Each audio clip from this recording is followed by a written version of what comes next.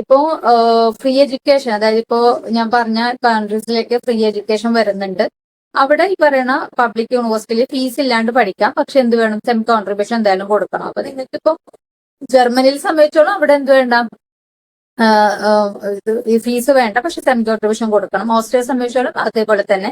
പക്ഷെ ഓസ്ട്രിയയും ജർമ്മനിയെ താരതമ്യപ്പെടുത്തുമ്പോൾ ഈ പറയുന്ന ജർമ്മനിയിൽ വരുമ്പോൾ എന്ത് വേണം, ബ്രോക്കഡ് അക്കൗണ്ട് വേണം, പിന്നെ അതേപോലെ APSും കൂടി വേണം. പക്ഷെ ഓസ്ട്രേലിയ ഇത് രണ്ടും വേണ്ട. ഓസ്ട്രേലിയ മെച്ചൂരിറ്റി ഒരു 1 മന്ത് 2 മന്ത് മെച്ചൂരിറ്റി ഫണ്ട് കാണിച്ചാൽ മതി. ഈ പറയുന്ന ബ്രോക്കഡ് അക്കൗണ്ട് വേണ്ട, APS വേണ്ട. അതാണ് രണ്ടും തമ്മിലുള്ള വ്യത്യാസം. പിന്നെ IELTS രണ്ടിലും മാൻഡേറ്ററി ആണ്. ഓസ്ട്രേലിയ ആണെങ്കിൽ ബാച്ചിലേഴ്സും മാസ്റ്റേഴ്സും എടുക്കാം. ഈ പറയുന്ന കോഴ്സസ് ഒക്കെ ഈ പറയുന്ന +2 കഴിഞ്ഞ സ്റ്റുഡൻസ്, അതായത് ഇപ്പം ഏത് സ്ട്രീമിലുള്ളവർക്ക്, ഹ്യൂമാനിറ്റീസിൽ പോലും കഴിഞ്ഞ സ്റ്റുഡൻസിന് നല്ലപോലെ കോഴ്സ് ഓപ്ഷൻ ഉണ്ട് കേട്ടോ ഓസ്ട്രേലിയയിൽ. ഹ്യൂമാനിറ്റീസ് കഴിഞ്ഞ സ്റ്റുഡൻസിന്, കൊമേഴ്സ് കഴിഞ്ഞ സ്റ്റുഡൻസിനെ സംബന്ധിച്ചോളം എന്ത് വേണം, അവിടെ ഈ പറയുന്ന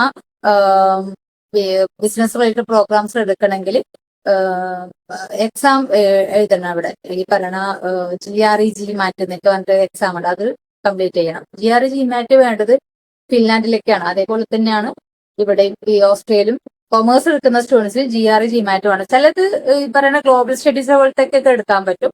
അത് പ്രൊഫൈൽ ബേസ് അങ്ങനെ എടുക്കാം. അപ്പോൾ പ്രൊഫൈൽ ബേസ് മീൻസ് ആ കുട്ടിയുടെ പ്രൊഫൈൽ അനുസരിച്ചിട്ട് നോക്കിയിട്ട് നമുക്ക് ചെയ്യാൻ പറ്റും, അത് പ്രശ്നം വരുന്നില്ല. പിന്നെ അതേപോലെ തന്നെ എന്താ, ഹ്യൂമാനിറ്റീസ് കഴിഞ്ഞ സ്റ്റുഡൻസിന് നമുക്ക് ഈ പറയുന്ന സോഷ്യൽ റിലേറ്റഡ് പ്രോഗ്രാംസ് വരുന്നുണ്ട്.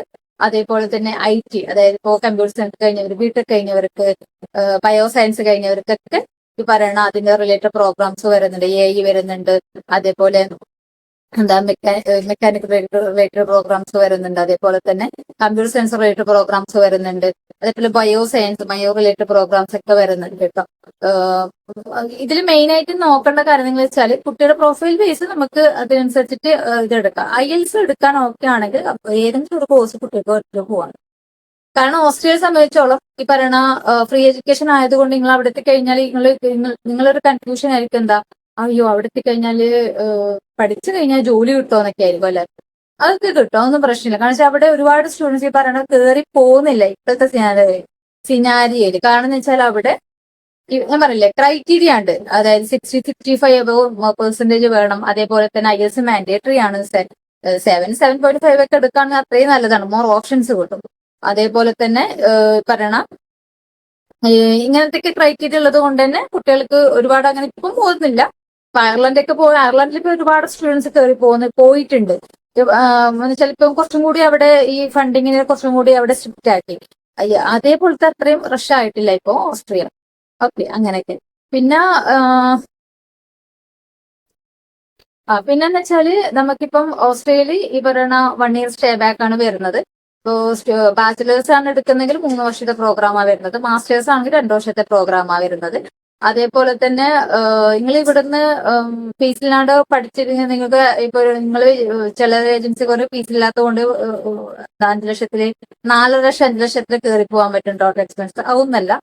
നിങ്ങളിപ്പം ഫീസ് മാത്രമല്ലല്ലോ അടക്കുന്നത്. നമ്മളിപ്പോ സ്റ്റുഡൻസിനെ സംബന്ധിച്ചോളം നമുക്ക് എന്ത് വേണം, നമ്മൾ ഡോക്യുമെന്റ്സ് ഒക്കെ വെച്ചിട്ട് ആപ്ലിക്കേഷൻ ഇട്ട് കഴിഞ്ഞാൽ യൂണിവേഴ്സിറ്റിയിൽ ഫീസ് അടച്ചു കഴിഞ്ഞാൽ അതിനനുസരിച്ചുള്ള വിസക്ക് കൂടി വെക്കണമല്ലോ. വിസക്ക് വെക്കുമ്പോൾ കുറച്ചും കൂടി ഫോർമാലിറ്റീസ് ഉണ്ട്. അത് ചില സ്റ്റുഡൻസിനൊക്കെ അറിയാൻ പറ്റും. അതും കൂടി ഞാൻ പറഞ്ഞുതരാം. അടുത്ത കൂടി ഞാൻ അതിനെ കുറിച്ചിട്ട് പറഞ്ഞു കേട്ടോ. എന്തൊക്കെയാണ് ഡോക്യുമെന്റ്സും കാര്യങ്ങളും, എങ്ങനെയാണ് ഡോക്യുമെന്റേഷൻ വരുന്നത്, അതേപോലെ വിസയ്ക്ക് എങ്ങനെയാ വെക്കുന്നത്, അതൊക്കെ ഞാൻ അതും കൂടി ഞാൻ പറഞ്ഞുതരാം. ഈ മെയിൻ ആയിട്ട് എന്ന് വെച്ചാൽ കുട്ടികളെ സംബന്ധിച്ചോളം എന്ന് വെച്ചാൽ ചില സ്റ്റുഡൻസിനോട് എല്ലാം പറഞ്ഞു കൊടുക്കില്ല ചില ഏജൻസീസുകാർ. ഹിഡൻ ഫീസ് വരും. അതായത് അവര് പറയും ഫീസ് ഒന്നും ഇല്ല എന്ന് പറയും. ചില സർവീസ് ചാർജ് എന്ന് പറഞ്ഞിട്ട് ചിലവർ വാങ്ങും, ചിലർക്ക് സർവീസ് ചാർജ് ഇല്ല. അങ്ങനത്തെ നല്ല ഏജൻസീസ് ഒക്കെ ഉണ്ട് കേട്ടോ, സർവീസ് ചാർജ് ഇല്ലാത്ത. ഓക്കെ, അവരൊക്കെ എന്നെ കോണ്ടാക്ട് ചെയ്യുകയാണെങ്കിൽ തന്നെ ഞാൻ അവരെ റെക്കമെൻഡ് ചെയ്യാം. ചില നല്ല ഏജൻസീസ് ഞാൻ പറഞ്ഞല്ലോ ഉണ്ട്. അപ്പൊ കുട്ടികൾ എന്നോട് ചോദിച്ചിട്ടുണ്ട്, ചേച്ചി ഏജൻസി സർവീസ് ചാർജ് ഒന്നും ഇല്ലാത്ത ഏജൻസി ഒക്കെ പറഞ്ഞുതരാം. അപ്പോൾ കുറച്ചും കൂടി കുട്ടികൾക്ക് ഹെൽപ്പ് ആവുമെന്ന് ഞാൻ വിചാരിക്കുന്നു. അപ്പോ എന്റെ ചാനൽ സബ് ചെയ്യാത്തവരാണെങ്കിൽ സബ് ചെയ്യാം. ഇൻസ്റ്റാ പേജ് ഫോളോ ചെയ്യാത്തവരെങ്കിൽ ഫോളോ ചെയ്യുക, ലൈക്ക് ചെയ്യുക, ഷെയർ ചെയ്യുക. കൂടുതൽ സ്റ്റുഡൻസിലേക്ക് എത്തിച്ചു കൊടുക്കുക. ഇങ്ങനെ നിങ്ങൾ ലൈക്കും ഷെയർ ചെയ്താലേ കുട്ടികൾക്ക് എത്തിക്കാൻ പറ്റും. ഒരുപാട് ഉണ്ട് സ്റ്റുഡൻസ് ഈ പറയണ ഓരോ ഏജൻസിന്റെ താഴെ വന്നിട്ട് എന്താ അറിയാൻ വേണ്ടി ഞാൻ എന്താ ചെയ്യേണ്ടതൊക്കെ ചോദിച്ചിട്ട്. അപ്പൊ അങ്ങനെയുള്ള സ്റ്റുഡൻസ് കുറച്ചും കൂടി ഉപകാരമാവും എന്റെ ഈ ഒരു വീഡിയോ കൊണ്ട്. Okay, thank you.